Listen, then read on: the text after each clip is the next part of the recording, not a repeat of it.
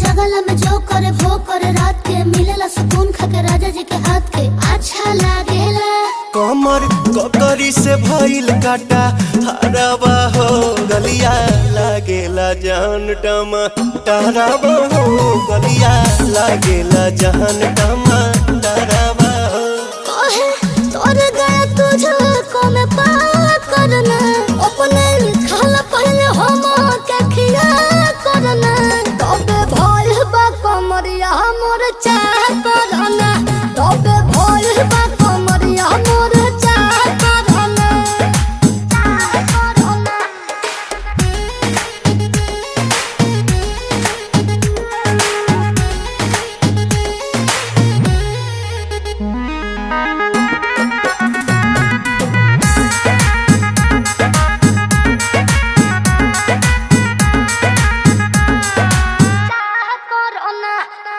Prince Priyanshu के प्यार देखे धांसो हर घरे जरूरत रहेली मोर साथ।